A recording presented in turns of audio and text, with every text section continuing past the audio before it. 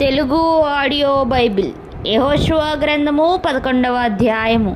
హాసోరు రాజైన యాబీను జరిగిన వాటిని గూర్చి విని మాదోను రాజైన యోబాబుకును షిమ్రోను రాజుకును అక్షాపు రాజుకును ఉత్తర దిక్కుననున్న మన్యదేశములోను కిన్నెరెతు దక్షిణ దిక్కుననున్న అరాబాలోను షెఫేలాలోను పడమటనున్న దోరు మన్యంలోను ఉన్న రాజులకును తూర్పు పడమటి దిక్కులయందలి కనానీయులకును అమోరీయులకును హిత్తీయులకును పెరిజ్జీయులకును మన్యములోనున్న యెబూసీయులకును మిస్పా దేశమందలి హెర్మోను దిగువ నుండి హివ్వీలకును వర్తమానము పంపగా వారు సముద్ర తీరమందలి ఇసుక రేణువులంత విస్తారముగానున్న తమ సైనికులనందరినీ సమకూర్చుకొని విస్తారమైన గుర్రములతోనూ రథములతోనూ బయలుదేరిరి.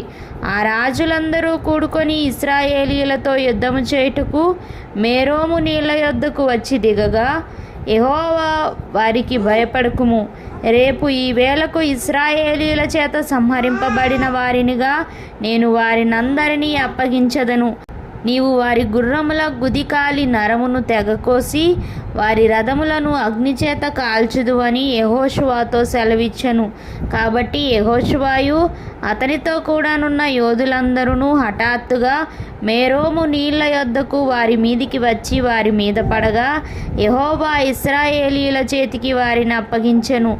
వీరు వారిని హతము చేసి మహాసీదోను వరకును మిశ్రేపొత్మాయిము వరకును తూర్పు వైపున మిస్పేలోయ వరకును వారిని తరిమి నిశ్శేషముగా చంపిరి. యెహోవా యెహోషువతో సెలవిచ్చినట్లు అతడు వారికి చేసెను. అతడు వారి గుర్రముల గుదికాలి నరమును తెగకోసి వారి రథములను అగ్నితో కాల్చివేసెను. ఆ కాలమున యెహోషువ వెనుకకు తిరిగి హసోరును పట్టుకొని దాని రాజును కత్తివాతను హతము చేసెను. పూర్వము హసోరు ఆ సమస్త రాజ్యములకు ప్రధానము. ఇశ్రాయేలీయులు దానిలోనున్న ప్రతివానిని కత్తివాతను హతము చేసిరి. ఎవరునూ తప్పించుకొనకుండా యెహోషువ వారినందరినీ నిర్మూలము చేసెను. అతడు హాసోరును అగ్నితో కాల్చివేసెను. యెహోషువ ఆ రాజులనందరినీ హతము చేసి వారి పట్టణములను పట్టుకొని కొల్లబెట్టెను.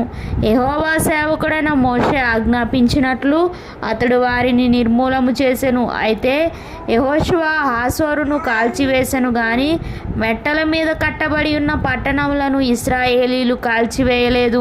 ఆ పట్టణముల సంబంధమైన కొల్ల సొమ్మును పశువులను ఇశ్రాయేలీయులు దోచుకొనిరి.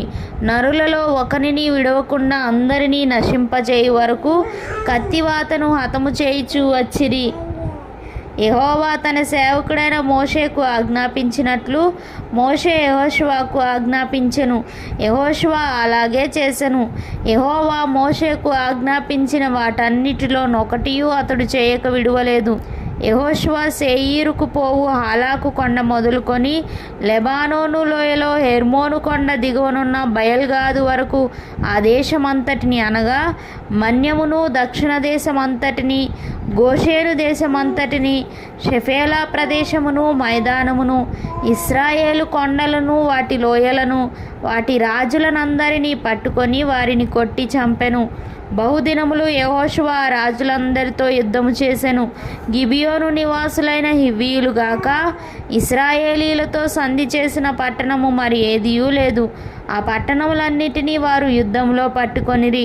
వారిని నిర్మూలము చేయుడని యెహోవా మోషేకు ఆజ్ఞాపించినట్లు ఇశ్రాయేలీయులు కనికరింపక వారిని నాశనము చేయు నిమిత్తము వారు ఇశ్రాయేలీలతో యుద్ధము చేయుటకు వచ్చునట్లు యెహోవా వారి హృదయములను కఠినపరిచి ఉండెను. ఆ కాలమున యెహోషువ వచ్చి మన్యదేశములోను అనగా హెబ్రోనులోను దెబీరులోను అనాబులోను యూదా మన్యములన్నిటిలోను ఇశ్రాయేలీయుల మన్య ప్రదేశములన్నిటిలోనూ ఉన్న అనాకీలను నాశనము చేసెను.